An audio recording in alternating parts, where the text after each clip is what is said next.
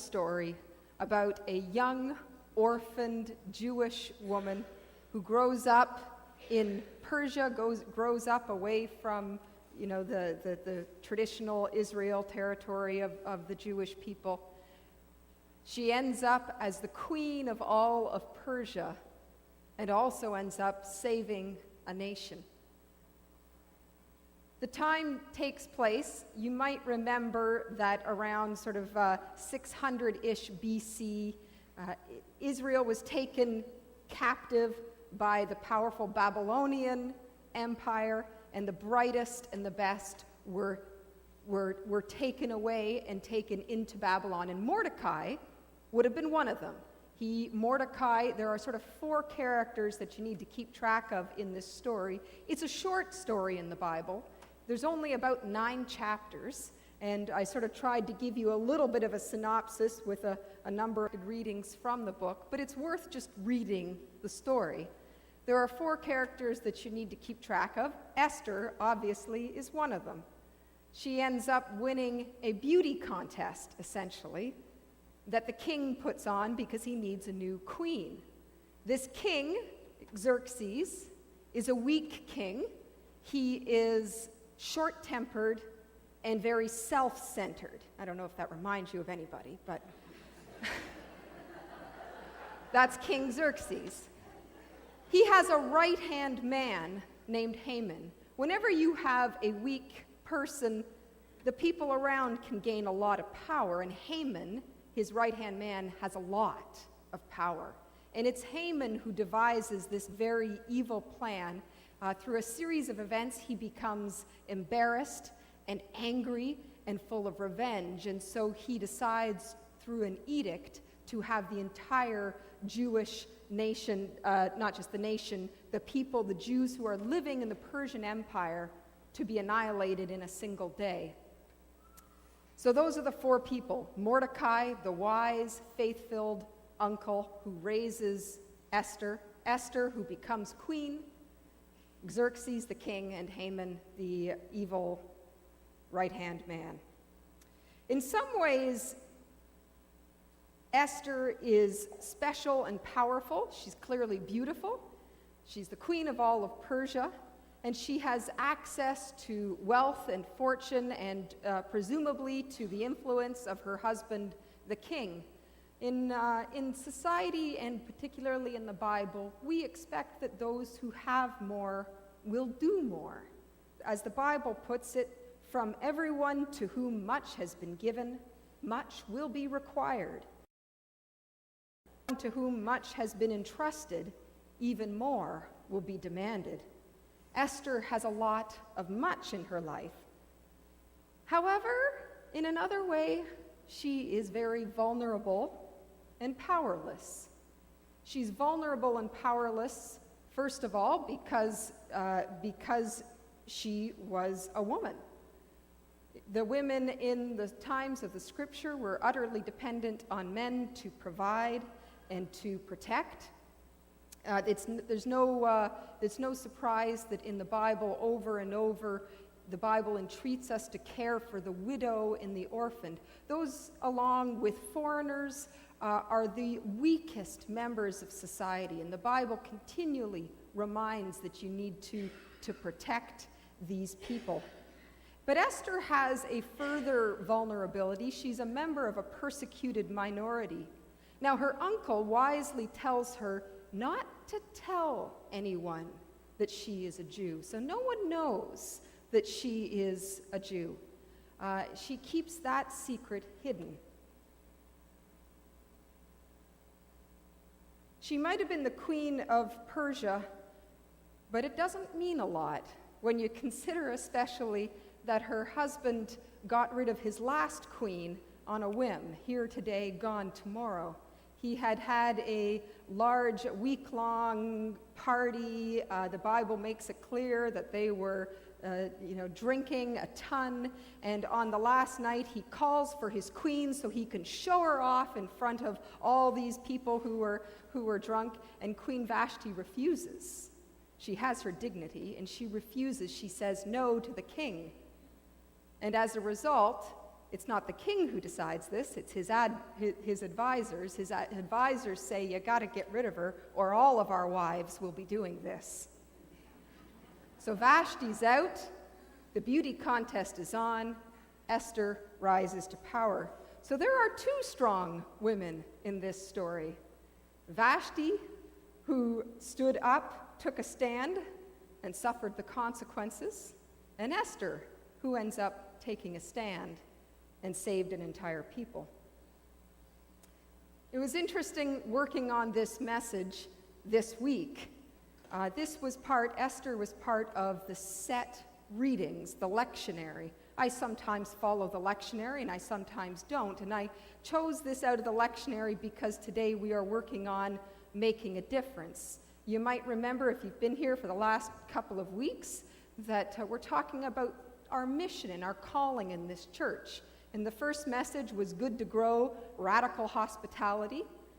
We are called to a radical hospitality. The second message was about Good to Grow, transforming relationships and how important it is living in community. And then today it's about making a difference. However, I couldn't help but notice how incredibly appropriate this reading was as I saw Dr. Blasey Ford giving her testimony this week. It has never been easy to speak truth to power, and it's incredible how much and how very little has changed in 2,500 years. The only way, when Mordecai comes to Queen Esther and tells her about the plot and says, you have to do something, Queen Esther is terrified and not sure that she can do this. The only thing that helps her is that she is able to see beyond her and her own fears to the needs of others. She has tremendous courage to step out of her own needs to make a difference. It takes huge maturity to see beyond our own needs. You know, when we are born, when you're a little tiny baby, the only thing you know about and worry about is you, me, myself, and I. The only thing you know about is I'm hungry, I need to be held, I need this stinky mess below me to be changed. It's all about me. Babies don't care what time of the day or night it is. They don't care whether their parents have had 1 hour of sleep or 8 hours of sleep. They only know their own needs. And part of growing up is not just growing in body, it's also growing in maturity to see beyond yourself. The first ones that you begin to see are your parents, your family, and their needs. And then as you grow a little more and go to school, you start seeing your friends and their needs. And as you grow a little more, you realize, well, there's a community out there that also has needs beyond me. And if you grow even more, if you mature even more, you get to a point where you see the needs of people that you've never even met before, and perhaps don't even know their names. That is what we are called into, is to make a difference to people that we don't even know, to make a difference beyond ourselves. Last week we talked about relationships and how we are called as a church to live in community. We are part of one another. We are all part of one another, here in this church, in this community, but also in this world. Archbishop, the South African Archbishop Desmond Tutu, speaks about it this way. Let me read this quote. He says, one of the sayings in our country is Ubuntu, the essence of being human. Ubuntu speaks particularly about the fact that you can't exist as a human in isolation. It speaks about our interconnectedness. You can't be human all by yourself. And when you have this quality, Ubuntu, you are known for your generosity. We think of ourselves far too frequently as just individuals separated from one another, whereas you are connected, and what you do affects the whole world. When you do it well, it spreads out. It is for the whole of humanity. Well, this is very biblical too. Philippians 2:8 says, "Do nothing from selfish ambition or vain conceit, but in humility regard others as better than yourselves. Let each of you not look to your own interests, but to the interests of others. Let the same mind be in you that was in Christ Jesus, who, though he was in the form of God, did not regard equality with God as something to be exploited, but emptied himself, taking on the form of a slave. Being born in human likeness and being found in human form, he humbled himself and became obedient to the point of death, even death on a cross." Seeing the needs of others and sacrificing our will and our needs for others is at the heart of what Christianity is about, because Jesus died to set you and me, to set the world free. Today is Orange Shirt Day. It's a day when we remember the dark past of the residential school system and the ongoing effect of this tragedy. Orange Shirt Day is relatively recent. It began 5 years ago, 2013. It was inspired by the story of Phyllis Webstad, who went to residential school in 1973 when she was 6 years old. And for the first day of school, her grandmother bought her a brand new orange shirt. And she was stripped of that orange shirt on the first day of school and never saw it again.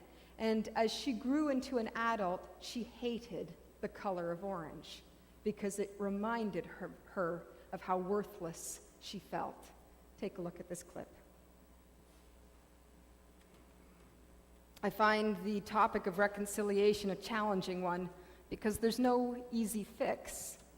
For a couple hundred years, the government tried to get rid of the Indian problem, and their solution was to wipe out Indian culture through assimilation to the point where we would barely notice the Indian.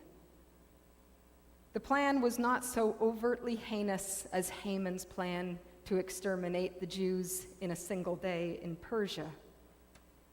But the plan was still to get to that point over a generation or two or three where there would be no more Indigenous peoples in Canada through assimilation, through intermarriage. That was really at the heart of it. The residential school systems, of which the government and churches, the United Church of Canada, was part of it. And some of those who were part of that were well-intentioned. And some of what happened there was pure evil against innocent children. But both the well-intentioned and the pure evil, all of it, had the effect of a legacy of trauma that has carried on for generations in the Indigenous community. And as I say, there is no easy fix. And that makes me want to turn away from it and not do anything. But we are called, nevertheless, to take steps. Steps. They might be small steps, they might be big steps. We are called to do something to make a difference. Part of that doing something is learning and listening, and part of it is helping to bring change so that we recognize the beauty of the Indigenous culture, so that we truly try to connect and reconcile with Indigenous peoples. They say the best day of your life is the day you were born, and the second best is the day you realize why you were born. You were born for a reason and for a purpose. I don't care if your parents planned your arrival or if they didn't. God planned your arrival, and God has a purpose for you. It might be an enormous purpose, like a Martin Luther King kind of purpose, but it might be smaller in the eyes of the world, but not smaller in God's eyes. You are one of a kind. There are things that you can do. There are people that you can influence that no one else on earth can influence but you. Making a difference always involves sacrifice. It involves sacrificing your own needs and your own issues. Look, life can be heavy and it can be difficult, and it is part of our human instinct when things get hard to revert back to that infant, to curl up and to just focus on our own survival. Churches get like that. When the money gets low and the volunteers get low, they move into survival mode and it becomes all about them. People do it and churches do it.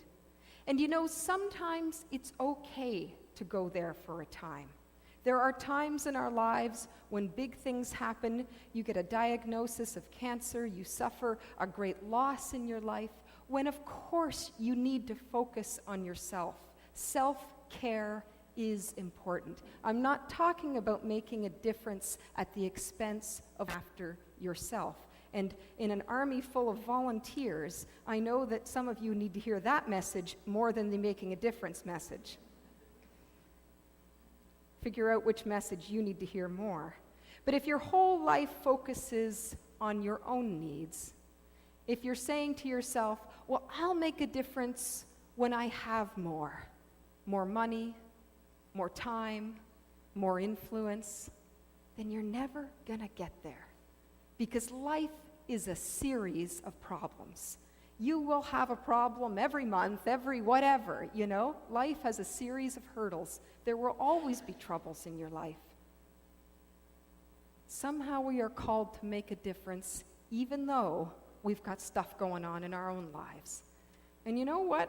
The truth is, the secret is, even when you're struggling, when you step out and make a difference to others, all of a sudden your problems don't seem quite so heavy. They don't seem quite so difficult. And in that Ubuntu kind of way, all of a sudden you let other people into your life, and we bear the loads of everyone together. You may be small, but never doubt your significance. Never doubt your influence. You are a child of God. You are the light of the world.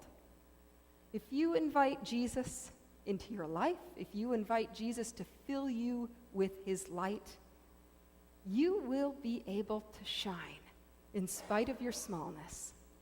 So put your hand in the hands of Jesus and take a step, plant a seed, make a difference. Thanks be to God. Amen.